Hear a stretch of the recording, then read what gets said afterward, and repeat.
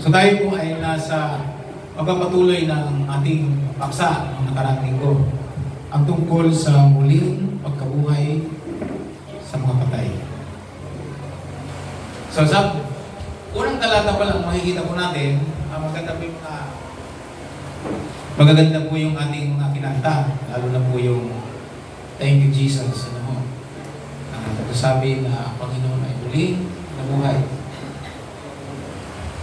So makikita po nyo sa Aklat ng Korinto, tinalagay po ni Apostol Pablo ang kahalagahan po ng muling pagkabuhay, ang epekto nito sa buhay ng mga nag-isampalataya.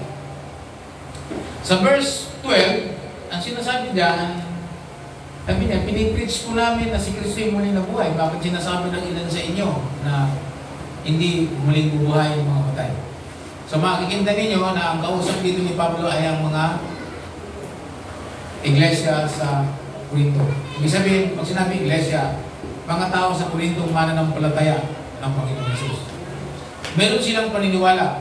Sa mga dulong talata, sinasabi doon na ang ilan sa inyo ay mali ang paniniwala sa Diyos. Meron silang maling doktrina tungkol sa pagkakilala sa Panginoon. Itong mga taga-Korinto. Sabi niya dyan sa verse 33, I think sa 33, ang sabi niya dyan, punta natin ang 33, sabi niya, at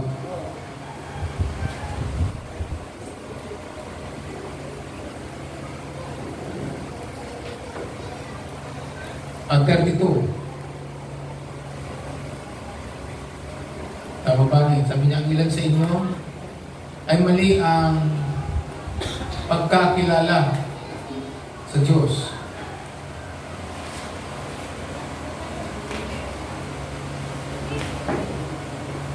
Asa na ba tayo?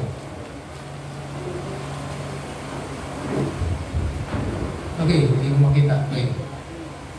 Verse 31.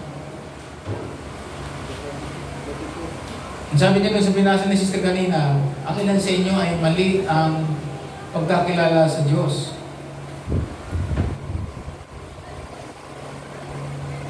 Binanggit po niya yan sa Korinto. Kung makikita po natin na ang problema ng Korinto, una, mayroon po silang beliefs na iba sa tunay na turo ng salita ng Diyos tungkol sa muling pagkabuhay ng mga patay. At hindi sila naniniwala, ang ilan, sabi niya, hindi naniniwala. Sabi niya, pag sinasabi ng ilan na hindi na muling buhay ng mga patay. Tapos dito, ang mga aral na pwede natin makuha dito, ang sabi po dito, ang iba, mali ang paniniwala tungkol sa Diyos, at kaya nga pinag-iingat, sabi po nito sa verse 3, na mag-ingat kayo sapagkat ang masamang kasama ay nakakasira ng mabuting ugali. Binanggit ito ni Apostol Pablo, yung pag isa kang mananampalataya, tapos mali ang doktrina ng kasama mo, pwede ka niyang sirain. Ganyan po ba kayo? Naalala ko po ang Philippine Bible Society. Yung pong society na walang ginawa kundi mag-imprint ng Bible. Dahil meron pong grupo na ang paniniwala po ay si Kristo ang Ama, siya ang Anak at siya ang Espiritu, siya lang. Pinayagan po nilang makapasok ng Philippine Bible Society. At nung sila po makapasok, pilit po nilang binabago yung mga salita ng Diyos sa Biblia. Tinatanggal po yung mga talata na nagsasabi tungkol sa Trinity ng Diyos sa isang pagka-Diyos. Muntik po nilang masira. So, ibig sabihin, dahil pinayagan nilang magkaroon ng maling doktrina. Kaya kung nasa tama ka, tapos ang kasama mo lagi ay mali ang doktrina, pwede ka niyang masira. Pwede ka niyang masira. Lalo kung hindi ka anong katatagan sa salita ng Diyos. Maaaring malakas kang magpuri, malakas kang sumayaw, malakas kang tutugtog. Pero hindi malalim ang pundasyon mo sa doktrina tungkol sa Diyos, lalo na sa muling pagkabuhay sa doktrina ng salita ng Diyos. Pwede kanyang masira at pwede kanyang madala sa kanyang maling. Kaya sabi niya, mag-iingat sapagkat ang masamang kasama o maling doktrina nakakasira ng iyong attitude as bilang mananampalataya o bilang alagad ng Panginoon. Napansin po niyo ugali ang tinuturi. Kasi po yung paglilingkod sa Diyos, yung attitude ng paging alagad, attitude po yun. yung ugali. Diba, ugali natin, narinig din tayo ng tama, pero pag naturuan tayo ng katanggap tayo ng maling doktrina, mababago po ang ating pag-ugali. Okay, makita mo niyo dyan, sabi nga dito sa 34 ay pinag-iingat ng sabi niya, magpakatino kayo at talikuran niyo na ang kasalanan. Sinasabi dito upang mahiya kayo sa inyong sarili. Dahil may ilan sa inyo na mali ang pagkakakilala sa Diyos. Dito po yun. Siyempre po, meron mga nagsasabi, katulad nito, kung kayo po ba ay naglakbay, o kayo nagpunta kayo ng Baguio, pagpunta kayo ng Baguio, dito pa lang sa may North Super Highway, naligaw na kayo. Imbis na papunta ka ng Baguio, napunta ka ng papuntang Sambales, pahiwalay. Tapos, siyempre, naligaw ka na, mali na yung simula mo eh. So, nagtanong ka, papunta po ba itong Baguio? Ay, hindi po. Papunta po ito ng Sambales pagkatapos po dead end na. Ang Baguio po, papuntang kanan. Anong gagawin? Anong gagawin po ng taong na mali? Ang gagawin niya ay magmamaniobra, mag-U-turn, yan, at siya po ay didiretso. Wala namang tapuwiran na, ay, hindi, okay lang, kahit mali ito, tuloy-tuloy na natin ito. Bahala na. Wala pong ganon. So, makikita po natin dito, ang sinasabi dito, pag mali ang simula, automatic po, mali ang dulo. Ulitin ko po. Pag mali ang start, 100% mali ang dulo. Wala kang makikita ang tama ang mali ang simula, tapos tama ang dulo. Nabanggit ko po kanina yung sa biyahe, pag mali ang daan mo, sigurado mali din ang mapupuntahan mo.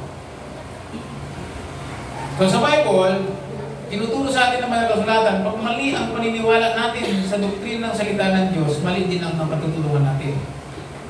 Then maraming tao nag-expect na langit sila pupunta, pero mali po ang kanilang paniniwala tungkol sa Diyos. May naniniwala ang Diyos ay naniniwala si Kristo ay hindi Diyos. Paniniwala nila tao. Meron namang naniniwala si Kristo ay maliit na Diyos. Hindi po ba? May mga ganong reliyon. Tapos may mga naniniwala wala nang muling pagkabuhay. Si Kristo hindi muling nabuhay. Yun ang paniniwala ng iba, mga religious people. Pero dito, ay pinapatunayan po ni Apostol Pablo na totoo, si Kristo ay muling nabuhay. Kaya nga ang pamagat ng ating paksa ngayon ay mga reasons, mga dahilan kung bakit tayo dapat magtuloy-tuloy sa Panginoon. Sabi niya ni Pablo, tingnan nyo, ano mga dahilan na bilanggit ni Pablo?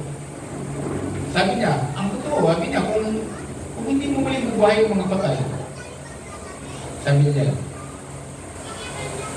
kung totoo, sabi siya, kung totoo walang muling pagkabuhay, namamulog na naging si Kristo ay hindi rin muling nabuhay.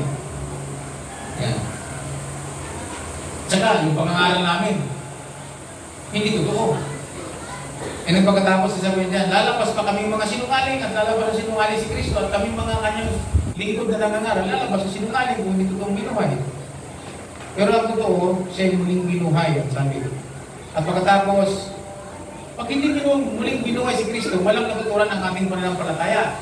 Sa bandang dulo, sinabi, mas magandang tamang sabi, sundin natin ang kasabihan, tayo kumain at uminom kasi bukas mamamatay. So may mga mga dahilan. Ang isang pinakamatining dahilan dito, yung nasa verse 31 sa 32. Sabi po dito, yung dahilan kung bakit tayo maging matatag sa doktrina ng muling pagkabuhay. Kasi pag maliwanag po sa atin yan, walang pwedeng mag-giba ng ating pananampalataya. Tingnan po ninyo sa verse 32. Ang isa sa mga dahilan, nagpagahirap kami. Araw-araw sa verse 31. Araw-araw akong nasa bingit ng kamatayan. Pag binasa ko yung Aklat ng Gawa, beginning chapter 15, chapter 16, chapter 17, sa journey ng mga apostol at ng mga alagad na kasama ni Pablo, sila'y laging nabibingit sa kamatayan. Sabi niya, araw-araw Araw-araw na nasa bingit kami ng kamatayan, mga kapatid, at kung paanong totoo na pinagmamali ko sa inyo sa ating pagkikipag-isa kay Kristo Jesus na ang ating Panginoon, totoo rin ang sinasabi ko sa inyo. Sa 32, sabi, nahihirapan ako dito sa Efeso. Alam mo ba niya sa Efeso? Sabi niya, dahil ang mga kumakalaban sa akin ay tulad ng mababangis na hayop. Grabe mo. Pag tingin mo yung aklat ng Gawa, yung journey ng Apostol Pablo, kaya nabanggit niyang parang mababangis na hayop. Pag sinabi mabangis, ano may mabangis na mga hayop? Yung aso? Mabangis lang na hayop pag nangangagat. Pag hindi nangangagat, walang bangis. Pag sinabi mabangis na hayop, yung hindi mo pwedeng basta hawak-hawakan pag nakita ka, lalakain ka niya. Leon, tigre, ano ko ba? Yung mga lumalapan, buhaya, yung mga pumapatay talaga. Sabi, yung mga tao daw po sa Efeso na lumalaban sa salita ng Diyos ay parang mga bangis na hayop. Ang totoo niyan si Pablo, yung mga kasama niya binugbog. Sa chapter 16, binugbog. Nagkaroon ng kaguluhan sa Efeso, kaya sinasabi mababangis talaga mga taga-Efeso. Talagang hindi ka bubuhayin. Makapatayin ka. Ngayon, marami po tayo mga kapatid sa pananampalataya, sa India, kapag pero simbahan, may lugar po sa kanila kasi parlamentano sila. Kung sabi ng parliamentary, kada bayan may sariling batas. Okay, tingnan nyo. Halimbawa sa India, ganoon sa India. Pag lumipat ka ng Cubao, may sariling batas doon. Pag lumipat ka ng ibang bayan, may sariling batas doon. Sa isang bansa, may kanya-kanya silang batas. Ay pag napunta ka doon sa bayan, ang batas ay bawal ang mananampalataya, patay. Mga pastor na eh. Pinapatay mismo sa loob ng simbahan eh. Sa India. So mapapangis. Pumapatay talaga. Lalo na sa Nepal. Pag mananampalataya ka ng Panginoong Yesus, na lamang na tinatawag ng Christian, patay ka. Kaya doon, hindi lang ang mga mananampalataya. May mga passport lang ng pagkakilanlan. Noong unang panahon, ang passport ng mga tao sa Europe, ng mga mananampalataya, ay yung alam mo yung simbolo ng isda. Yun yung ang palatandaan ng mga mananampalataya. Pag mayroong simbolong gano'n, ibig sabihin, kapatid, pag walang simbolo, huwag kang magsasalita dahil patay ka pag nalaman. Automatic sintisyado ka agad. Ganun ka bangis. Pakikita nyo nga dito. Binugbog yung mga kasamahan niya ni Apostol Pablo. At si Pablo nga gustong pumunta. Matapang si Pablo. Hindi siya pinayagan kasi pag pumunta siya, automatic. Merong mga lugar na kung saan si Pablo nakipag-debate, binato siya. Lumpok siya. At pagkat sa Efeso din po yun, nawala na siya ng malay, yung inakaling ng mga tao, patay na siya, nung wala ng mga tao, bumangon siya. At pagkatapos ay lumipat ng ibang bayan. So yung bangis, sabi niya po doon, yung bangis ng mga mananampalataya sa Efeso, na dinaanan namin, ang sabi niya, ay ganun katindi. Kung totoong hindi muling binuhay si Jesus, bakit namin susugin pa yung ganyan? Ang dahilan kung bakit tayo hindi mapanghinaan sa pananampalataya, dahil may mga taong nag-buwis ng buhay, wala sa Panginoong Jesus. Yung mga taong nag-buwis ng buhay, para lamang ang salita ng Diyos makarating sa atin. Isa na po din si Apostol Pablo. Kaya nasabi po niya sa ibang aklat na hamak ako doon sa unang chapter, sa unang verse. Ako isa sa pinaka-hamak sa mga apostol. Hindi nga ako dapat tawagin apostol dahil inusig ko ang iglesia. Dahil siguro inusig na yung iglesia, kaya nung siya maglingkod, ang tindi na ngayong pinagdaanan, siya naman ngayon ang inusig kung matitindi. Para lang may pakilala ang Panginoon sa mga tao, lalo na sa mga taong hindi Hudyo, mga hindi. So sa Efeso, nakatingin sila, alam mo, mga kasaysayan, na siya po ay pagka mayroong lumaban sa salita ng Diyos, nakakabingit po siya sa kamatayan. Ang ginagawa, si Pablo, may time nga si Pablo ay wala siyang malabasan dahil may napapalibutan ng pagdireksyonan. So, hinahanap po siya, may mga taong na manata na hindi sila kakain hanggat hindi sila papatay. So, yung mga ano yun. Kaya nung nangako na yun, ay talagang patay ka doon dahil naganda na sila eh. Bayan yun, puyog yun. So, ano nangyari? Kaya yung mga alagad, siya po ay nung gabi, yung ginawa po, isinilid siya sa tekles. Pagkatapos, ihinubos doon sa ibinaba. Ipinuli ko baba doon sa bakod para po siya makatakas. Kaya nasabi ni Pablo, malupit ang pinagdaanan namin. Ngayon, kung hindi totoo na hindi binuhay si Jesus, si Pablo, Napatunayan niyang muling binuhay si Jesus kasi sa chapter 9 ng Gawa, kinuusap mismo siya ng Panginoon, ng risen Lord. Si Lord nasa langit na. Nagpakita ang Panginoon sa kanya para i-authenticate na totoong nabuhay ang Jesus na napako sa krus at nalibing at muling nabuhay. Bakit na? Kaya sa pamamagitan ng kapangyarihan ng Panginoon, nagpakita siya sa pamamagitan ng kasisilo na liwanag at nagsalita siya at narinig tinig na sinasabi niya, sino po kayo, Panginoon? Ako to, si Jesus na iyong inuusig. Kaya alam ni Pablo na si Jesus ay muling nabuhay. Yung Jesus na inuusig niya, yung pananampalatayang grupo na itinayo niya, na kung tawagin ang daan, ang church, ang daan, the way, yun ang inuusig niya. Nagpakita sa kanya ang risen one, ang risen Lord, ang Panginoong Jesus. At dahil doon, naging matibay, dahil hindi na kailangan masyadong magpaliwanag ng salvation class si Ananias. Sa totoo lang, nung makita siya nung masabi ni Lord sa kanya, kay Ananias, ayaw ni Ananias, di ba? Ayaw niyang pumunta kasi takot din siya. Kasi alam niyang terror ito, nagpapapatay ito, nagpapakulong ito. Pero nung sinabi ng Panginoon, pumunta ka sapagkat sa pamamagitan din ng Panginoon na katulad nito, nakita ka niya, pumasok ka sa silid at tinatuan mo siya ng kamay upang siya'y mapuspos ng Espiritu at makakita. Pumunta ka dahil pinili mo na siya. Kaya si Ananias, pumunta. Kaya nga nang pumasok sa silid, sa pintuan pala, ang tawag niya kapatid na Saulo. Brother na agad. Yun ang kagandahan pag kinakawasan mo ng Panginoon. So, brother namin na kapatid na Saulo, nandito ako. So, hindi na kailangan masyado magpaliwanag si Ananias kay Apostol Pablo sapagkat yung risen Christ, nagpakita na sa kay Apostol Pablo. Kaya dito, sabi ni Pablo, sabi niya, ano, meron kayong maling doktrina dyan sa Efeso, ay sa Corinto. Si Kristo ay muling nabuhay. Kaya mga kapatid, ang sabi niya dito, ito ang dahilan. Nasa scriptures, mababasa natin. Kaya nga sa verse 3, sabi niya, huwag kayong palinlang sa kasabihan iyan, sa halip ito ang inyong paniwalaan. Tapos bigla nagbigay ng utos, yung mga nakakasirang kasama, iwanan ninyo.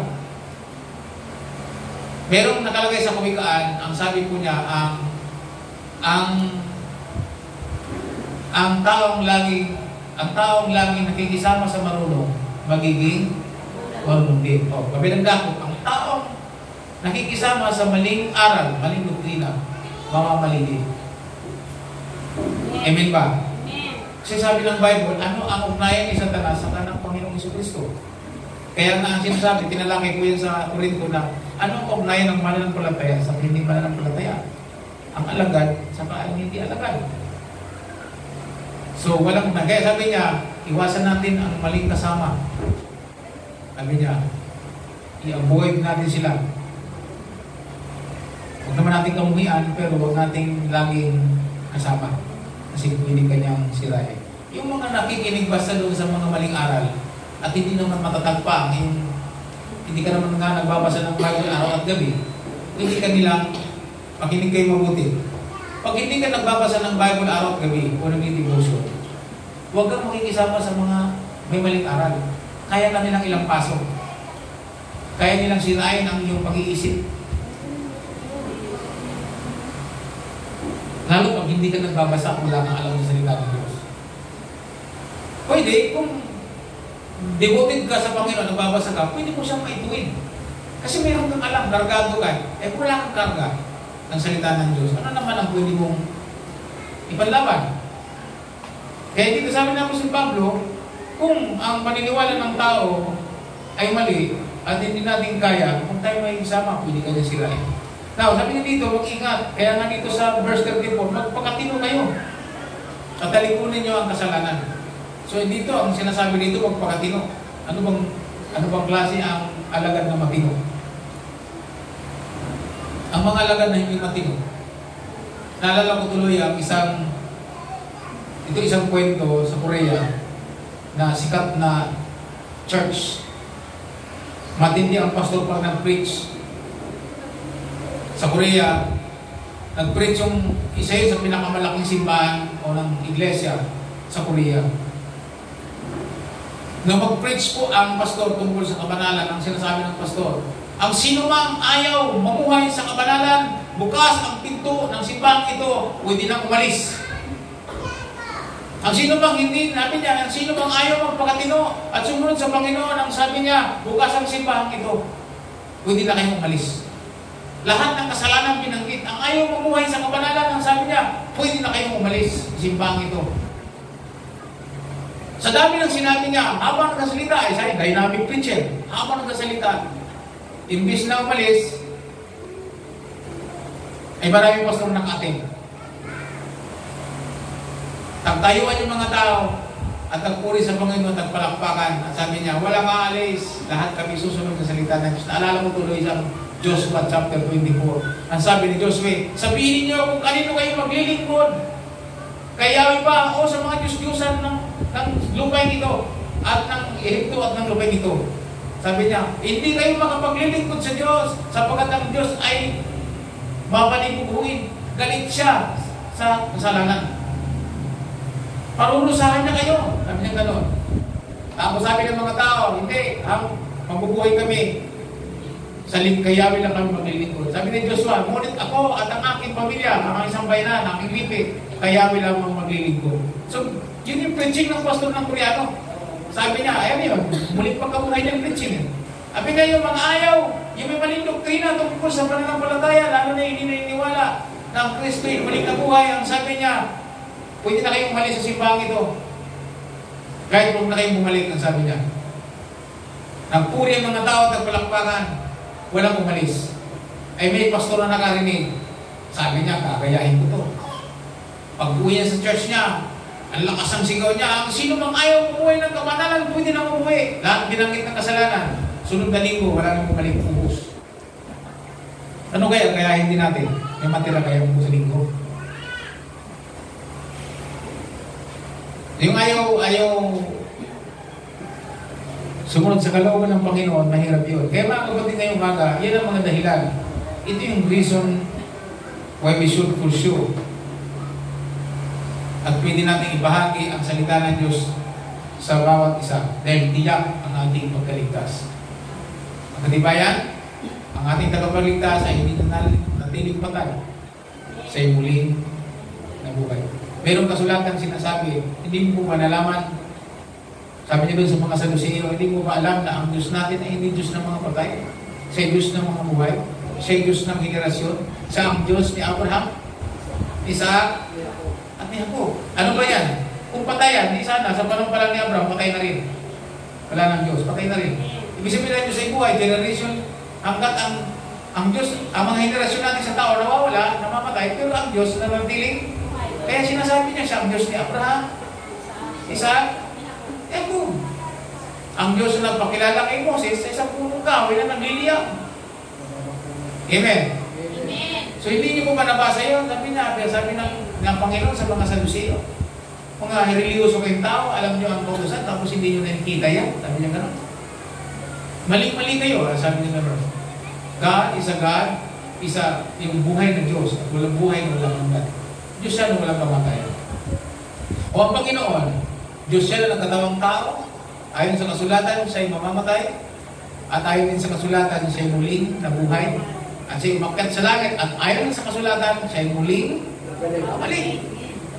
So kaya sabi ni Pablo, kung ang aming pagkikipagtunggali sa mga pangis ng mga tao, sabi pangangaral, tapos hindi naman pala muling binuhay, anong saysay? Para saan? Tayo ngayon mga kapatid, yung pagpusumikap natin ngayon, kung hindi naman pala totoong na buhay si Kristo, para saan ito? Di sabi ni Pablo, hindi sundin natin ang kasabihan, tayo'y kumain na lamang at uminom. Kaya ang sabi ni Pablo dito sa verse 17 nata, kung ang inyong paniniwala kay Kristo ay panglupa lang, dito lang kayo lang pinakakawawang tao. So dapat upgraded. Di ba? Ang sabi dito, nabasa nyo, kung ang ating pananampalataya ay panglupa lang, sabi niya, tayo lang pinakakawawang tao sa balat ng lupa. So dapat matibay, alam po natin. Alam po ba niyo ang mensahe ng muling pagkabuhay? Andyan yung dugo, yung ginawa ng katawan ng Panginoon sa krus ng Kalbaryo, yung natigis na dugo para sa atin, siya po ang nagpapatibay. Tapos sabi niya dito, i-continue po natin ito sa linggo kasi hanggang 34 lang tayo. So makikita natin, ang misay ngayong umaga, yung dahilan kung bakit dapat tayo magpatuloy. Dapat tayo maging masigasig sa paglilingkod. Ang dahilan ay nandiyan yung fruit na sinasabi ni Pablo, kami araw-araw kami nangangalib ang aming buhay. Tayo nga, hindi ko nangangalib ang buhay natin araw-araw. Pero sila nangangalib ang buhay niya araw-araw.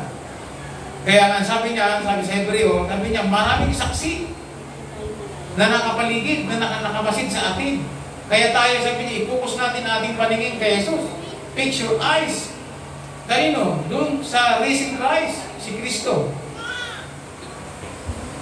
Ang buhay ng Diyos. At ngayon, nakatungkay sa atin. At ang sabi ni Esteban, nakita niya ang anak ng Diyos, nasaan? Nasa kanan ng Diyos. I see the Son of Man, ang sabi niya. Son of God, nasa right hand ng Diyos. Nakatayo nga, sabi ng Bible. Napatayo siguro ang Panginoon nang makita niya ang sistema binabato. Makita niyo po ninyo mga pananampalataya ng mga tao. So, ang aklat ng Hebreo chapter 11, chapter 12, marami kang matututunan doon sapagkat yun ay full of pain ng mga mananampalatayang dumaan. Kasi kung hindi totoong binuhay si Kristo, bakit pa itong mga tao ito magsasuffer? Pero dahil alam nilang muling ng buhay ni Jesus, kaya nila ibigay ang kanilang buhay. Sapagkat alam nilang sila may tunay na buhay na walang hanggan. At dahil lang kung bakit tayo magpatuloy, sapagkat sure, tiyak ang ating kaligtasan at tiyak na mayroong buhay na walang hanggan sa taong nasa Panginoong Jesus. Sapagkat si Kristo ay hindi na natin ipatay. Siya'y muli na buhay. Kaya ang ganda ng kanta natin. Kaya ang ganda ng masasalamat. Dapat magpuri sa Panginoon palagi. Ipagpasalamat natin. Lalo binabasa ng aklat ng awit. Nagre-request po siya na bakit kayo mga bagong awit? Kayong mga tao sa buong mundo ang sinasabi. Kayo magsiawit, kayo magsipagpuri, kayo sumigaw, kayo patulugin nyo ang mga pakakak. Minsan mga pakakak, ang kalagay sa kimis pakakak. Ano yung pakakak? Tambuli, trompeta. Ang tambuli po kasi ay mga sungay ng pusa, sungay ng ram, sungay ng kalabaw, basta sungay. Tambuli ang tawag yan. Nung ako'y bata pa, pamilyar na ako sa tambuli kasi yung pinsan ko, pantawag po nila yan sa Bicol. Pag ang tatay niya nasa malayo, patutulungin lang ng pinsan ko yung tambuli, ibig sabihin nun, uuwi na. Sa Bicol naman sa Albay, ang pagtawag nila doon yung shell, alam niyo yung shell? Yung malaking shell, patutulungin po yun. Ay marunong ako noon. Dumating ako doon sa bahay ni Pastor Well, hindi pa pastor. Bago pa lang namin minimisyon, walang tao. May nakita akong ganun tamboli doon. Ang ginawa ko, pinatunog ko ng pinatunog. Ang dami-dami. Alam mo na kung laasan ng uwian. Kasi yung pala, pag sunod-sunod ng patunog, ibig sabihin emergency. Nag-uwian ngayon galing sa trabaho. May nasa Karumuyan, may nasa Yugan, may nasa Palaya. Uwian. Kung sabi niya, ay naku, akala ko ano na, ikaw lang pala. Ay sorry po, hindi ko alam na ganun pala yan. Sabi niya, tayo mga nakakaalam na muling pagkabuhay, magpatunog ng ganun. Magpuri. Nasabi ko dito sa banang kasulatan, bakit? Tiyak eh. Sure. Mayroong namatay at muling nabuhay para sa iyo at siya hindi nanatili. Sa linggo, magandang maingganyo po tayo sa last. So ngayon, ang pumagat po ng dahilan kung bakit dapat tayo ay magpatuloy sa pagiging matatag sa pananampalataya. Ang dahilan ay sigurado, tiniyak. At ang warning, dapat maging tama ang ating, magkaroon tayo ng tamang paniniwala, doktrina, sa salita ng Diyos. At yung hindi matatag, umiwas sa mga maling kasama o maling paniniwala o doktrina at nakakasira. Sana po yung umaga, may learnings po tayo na natutunan. Yung mahilig makipag-usap na hindi ka pa naman katatagan, alam mo, paborito po yan ng mga nung nasa kabila. Hindi ko magbanggit ng pangalan. Ang mga paborito kong nila yung nasira na kasi hindi na sila maghihirap. Napansin nyo, kayo dinadalaw, pinupuntan kayo, yan ang mga target nila. In the history, yun ang ngayon kanila kasi hindi sila maghihirap. Yan ang sisirain. So kaya dito sa Corinto, nasa Corinto po siya. Ang sabi po niya, mag-ingat. Ngayon, para maging matatag ka, i-recommenda ko ulit sa inyo ang ating buhay na mag-devotion na araw at gabi. Yung nag-devotion na araw at gabi, maglalas. Ulitin ko. Yung nag-devotion na araw at gabi, maglalas sa aral ng Panginoon. Yung hindi nag-devotion, mag-ingat kayo sa mga aral na hindi ko alam. Amen po ba? Kasi sabi ng Bible, mag-ingat kayo sapagkat ang masamang kasama nakakasira ng pag-ugali. Papansin niyo iba, ako nga, nakaranas kong sabihin ako ng mali yung aking turo. Nung hinanapan ko siya anong proof, wala siyang may ipakita. Sabi ko, ano ba, mali? Kasi ikaw nagre-rely ka sa internet. Ako nagre-rely ako sa Bible. Kung sino nga nanligaw sa ating dalawa? Alin ba ang inspired? Internet o Bible?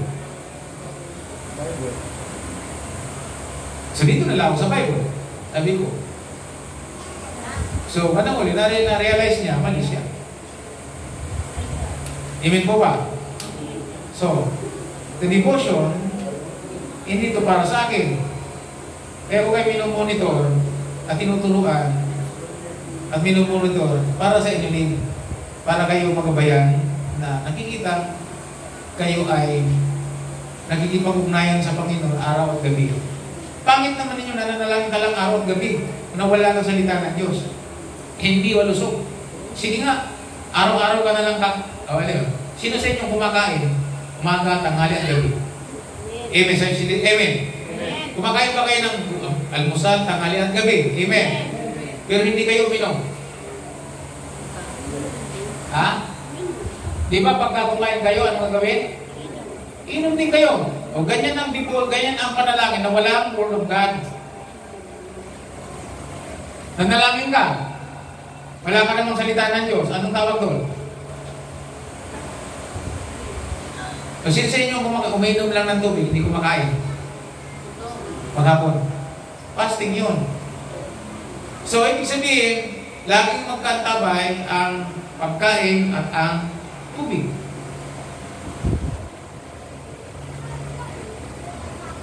Kumain ka ng marami, o kumain ka, tapos wala kang tubig, dehydrated ka. So, ang buhay na nananalangin lang at walang devotion, dehydrated. Like with prayer without the Word of God, ang tawag doon? Dehydrated. Tingnan mo katabi mo kung dehydrated ka o ano. Malalaman niya. Sabi ng lumang, ay malalaan yan sa itsura kung kumakain o hindi. So, kaya huwag niyong mamaliitin ang devotion. Kasi ang devotion, nakaugnay sa paano malalaman ang muling pagkabuhay ng Panginoon kung wala tayo dito. Lalo kung hindi natin nabasa ang Corinto. Chapter 15. Ako rin, nung bago ako, ang chapter 15 ng Corinto ang nagpalago sa akin bilang bagong alagad ng Panginoon. Binasa ko po yan. Kaya sabi nga dito, sabi nga dyan, maliwanag na pag napasuko na ng Panginoong Jesucristo ang lahat ng bagay, siya naman ngayon ang magpapailalim sa God the Father para ang lahat ay nasa under na ng iisang Diyos, buhay na walang hanggan. Tapos na ang trabaho ng Christ risen. Amen? So mga kapatid, so ano ang learnings natin ngayon? Ang marami tayong learnings ngayon. Ang learnings natin, mag-iwas sa mga maling aral, kung hindi kaya. And then magpakatino, magbago ng buhay. At pagkatapos kami dito, magpatuloy, magpalakas dahil ang ating Panginoong Jesucristo ay tunay na muli na buhay. So sa pamamagitan ng mensaheng ito, pati yung komunyon magiging malakas sa ating buhay. Magiging malakas. Purihin ang Panginoon. Manalangin tayo.